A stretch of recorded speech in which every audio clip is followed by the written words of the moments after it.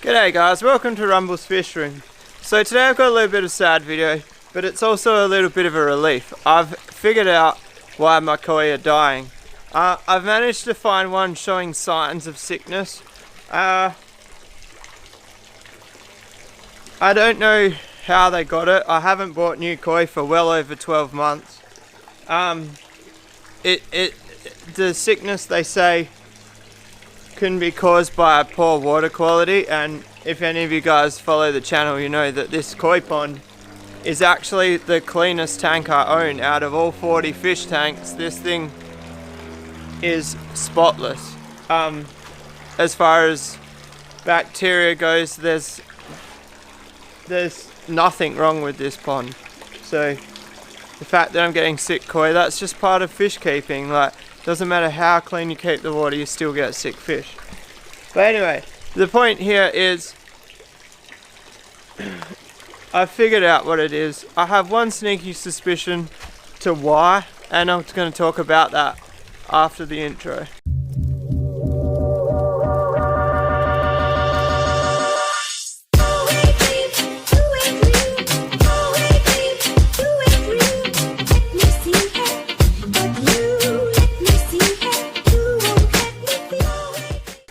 Alright, so before we talk about the sickness, I want to give anybody who hasn't seen it an introduction on how the pond works. So total volume including filtration is 15,000 litres.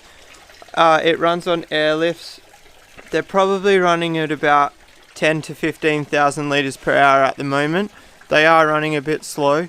That is one thing I want to address today. Problem with airlifts, yes, they use next to no electricity, but they do require a little bit more maintenance and a little bit more upkeep on keeping pipes clear.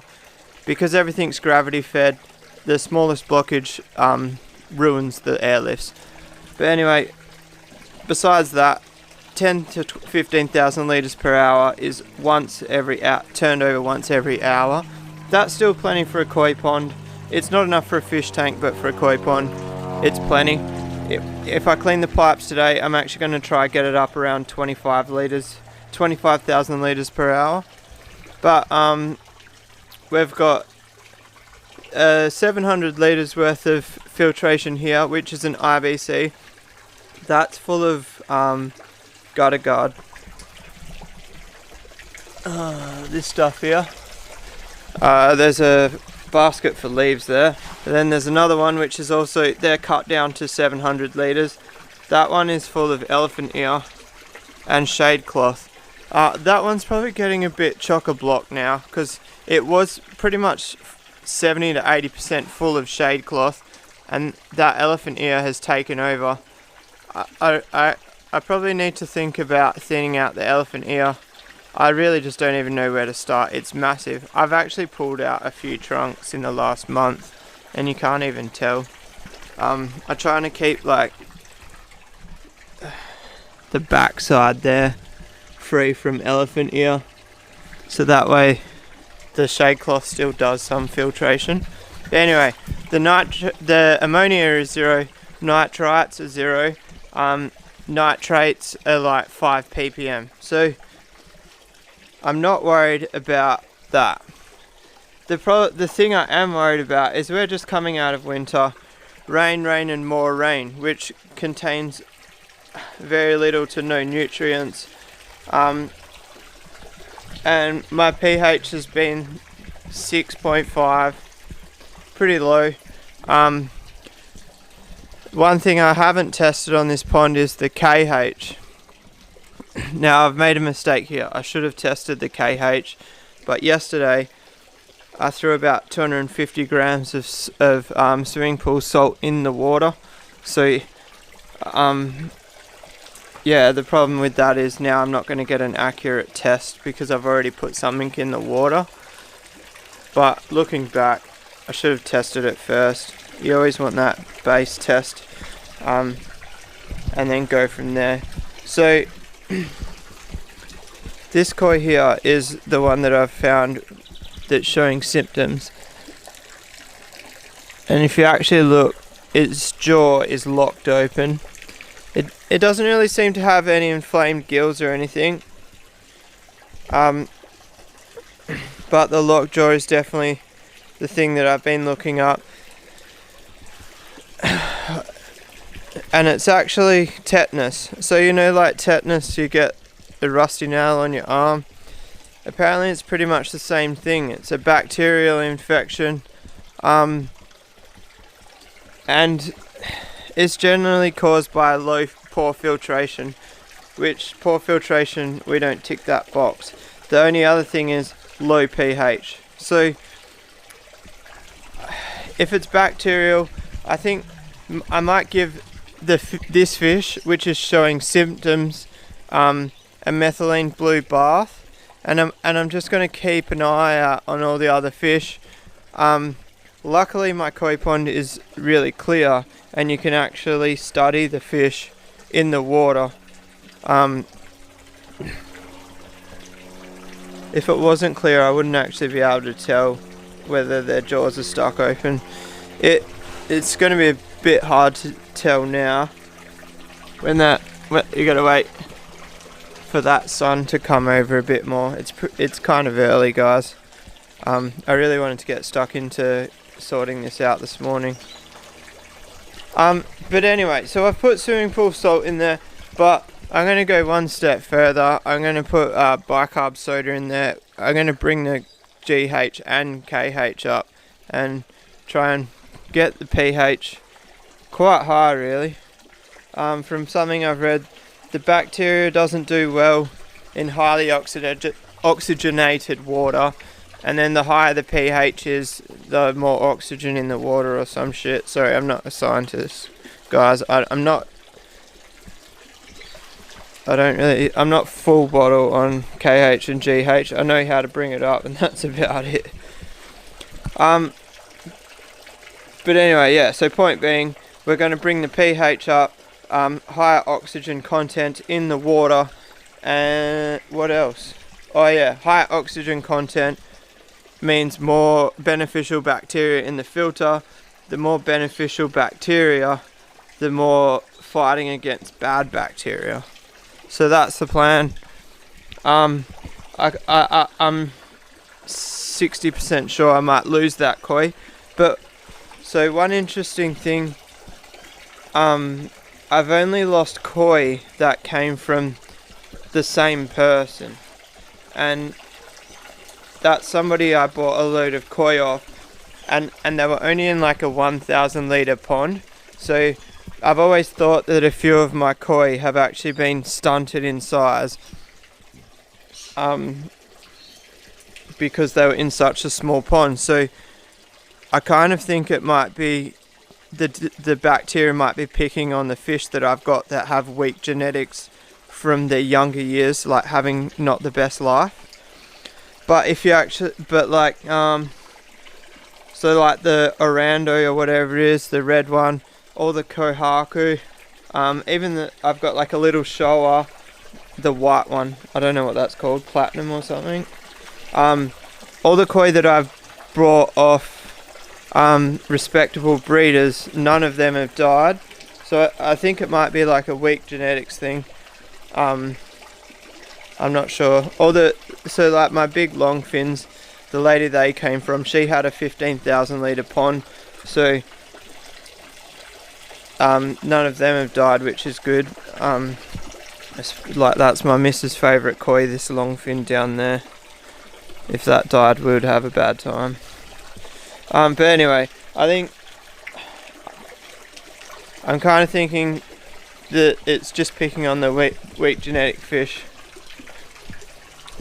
but we'll hopefully it stops, because I want to get some new koi, to be honest.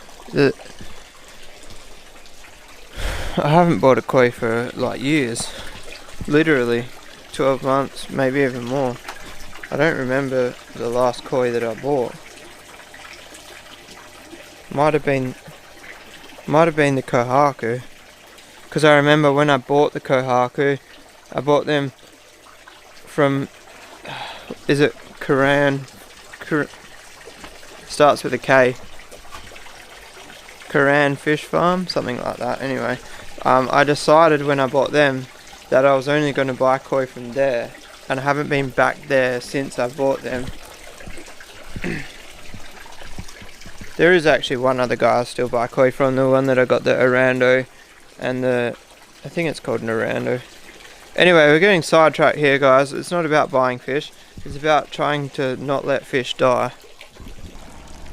Alright, so I've got a little tub with pond water in it. I'm going to put a little bit of methylene blue in there. I'm doing it on the lawn because I don't want to stain my decking or anything. This stuff is actually out of control. I don't want to stain my hands either, but I think it's just going to happen. Can't really get around that, I don't think.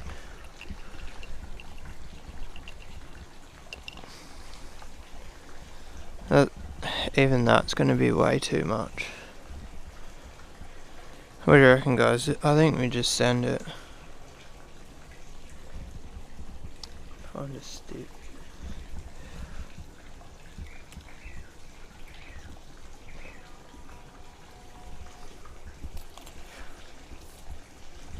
It's alright if you wipe the powder off your hands before it gets wet.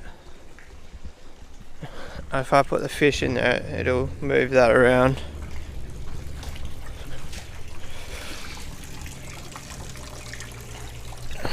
Yeah, fishy, fishy, fishy.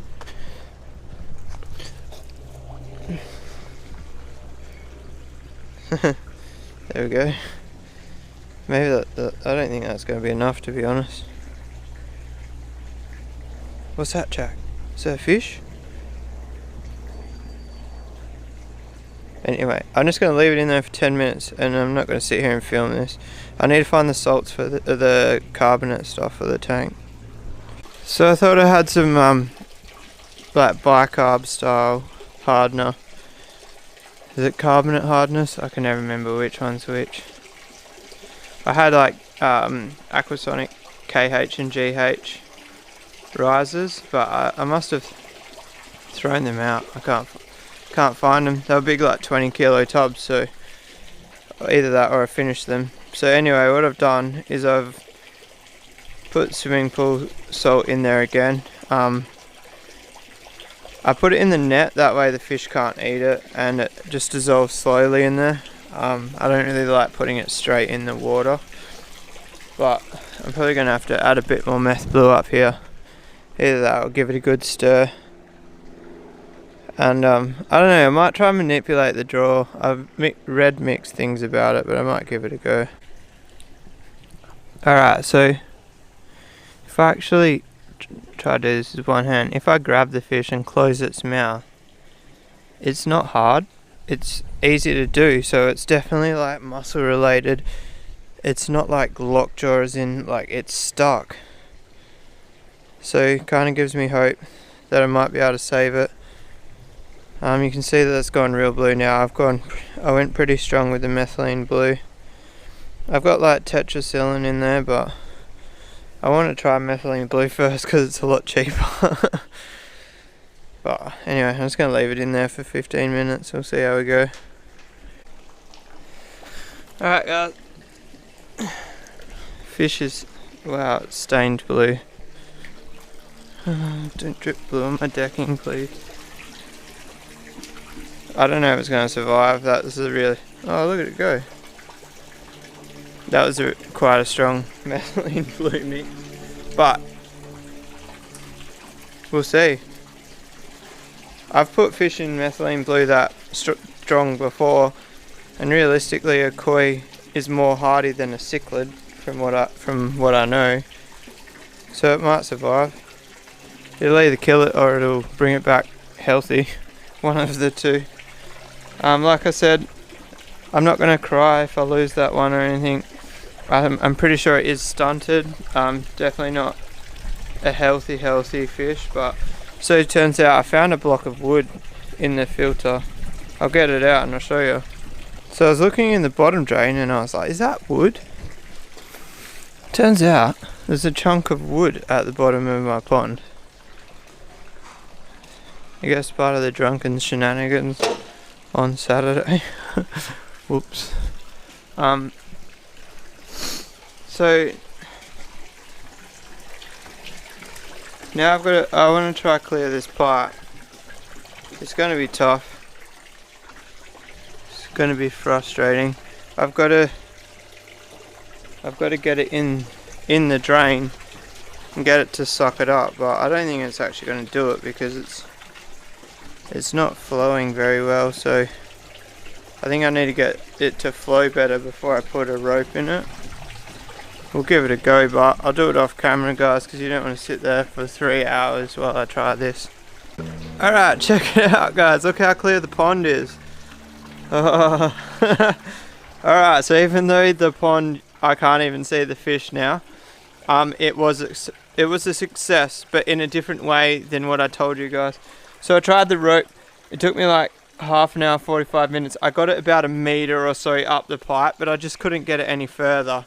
So I ended up getting 12k pump, and I didn't have any fittings or anything. I actually want to make an end cap that attaches to that, so I can actually cap the pump onto the end of the outlets.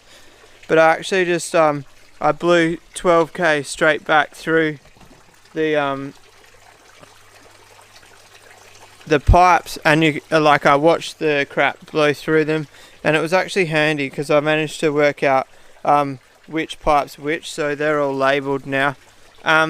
So the koi that I put back in is not doing the best. I've actually put it in that basket. That way it's getting more oxygen and water flow through its gills to try and bring it back. But I think I might have lost that one, guys. We'll see. I actually noticed the lockjaw like 2 days ago. I should have done it straight away, but I didn't actually know what it meant. And trying to find advice in Australia on koi is tough because so much of Australia koi are illegal. So like, I've only got the small community in Western Australia to give me advice on what to do. And like I posted, if you look at koi pages, there's literally only several hundred people in them, whereas like cichlid pages in Australia there's thousands. Like Aquarium Enthusiasts Australia, which I run, that's over 20,000 people. The biggest koi page I found is like 1,000 people. Anyway, so if you see how the water levels dropped like a good couple of inches, that's a good sign. What that means is that the water level in here has dropped because the water level in the filter has risen. And the water level in the filter has risen because there's not as much resistance on the pipes.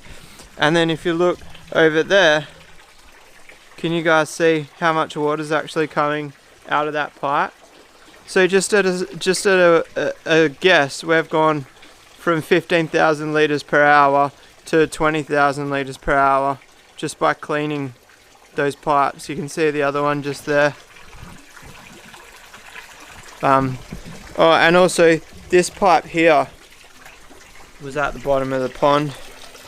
This actually belongs on that pipe over there, and it's fallen off, and that was also helping block the pipe. That was sitting next to that piece of wood that I found. But anyway, we've got plenty of salt in there. We've got heaps of water movement. Elephant ears breaking the elephants. That's an elephant ear. That's an elephant. Elephant ear. Elephant. We've got the elephants breaking the water. The two airlifts run on two LP40s. Well, actually, I think one's at LP40, one's at LP60. So there's no shortage of aeration in this pond. The only thing I don't know is because the LP40s lift the water and then the air is actually dissipated through the pipes over there and only water comes out the outlets. I actually don't know how much they really oxygenate the water. If anybody does know, drop a comment below. But I'm kind of under the impression that the airlifts don't oxygenate the water as much as I think in my head, if that makes sense. I'm thinking about doing one more thing. The koi eat my lily, so I might put bricks back under it and lift the pot up to level with the water. What it'll mean is the lily will only grow to the size of the pot, but it's getting to the point where there's no more lily, so I think I'm going to do that. And I've got all this Braziliensis floating around the pond. I don't even know what to do with that. Look at this piece here. If anyone's in Perth and wants some Braziliensis, come see me. Where is it? That leaves in the way. Look at that. So if you guys haven't followed, like way back when, I actually put the Braziliensis in the fish tank inside, and I just left like a tiny cutting in the pots that I got it in, and they've all grown back. There's one there. I think that one there, I can't actually see the screen, guys. Where is it? There. The sun's shining on the camera. That one there, I've actually removed it twice and put it in the tank inside. But now the tank inside's to the point where I don't need it anymore, so I don't know what to do with it. If you look under there, there's one just chilling in that pot. So yeah, I guess I could put it in the middle of the skimmer. Be kind of interesting. Maybe that little one, and then it'll always constantly just be floating around the skimmer, but the skimmer will still have like its practicality. Is that a word? I don't know. Let me know. What should I do with the Braziliensis? Or should I take it out and try like plant it in one of the pots or something? I think it will just die, but anyway guys, we've got the hose on, topping this back up. It needs water now that I've fixed the filter. The filter's drained all the water out of the pond. Alright guys, so we might lose one fish, but don't be sad. It is what it is. It's only like realistically that's only like a $10 fish. But at the end of the day, when it comes to fish, I generally don't get sad about the money. I get sad about the fact that it's a fish. But anyway, point being, pond's on point now. The pipes are clear.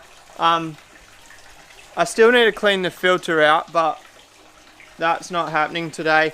I've got a pump. I need a dirty water pump. I think I might have one, but I've got to try find it. But anyway, so I need to make a filter cleaning device. That's not today. But the main key here is the fact that we've got good flow back, we've got salt in the water, we've got some oxygen happening. If you like this video guys, give it a thumbs up. If you want to subscribe for more, hit the little red button down there, and I'll see you guys tomorrow. Peace out.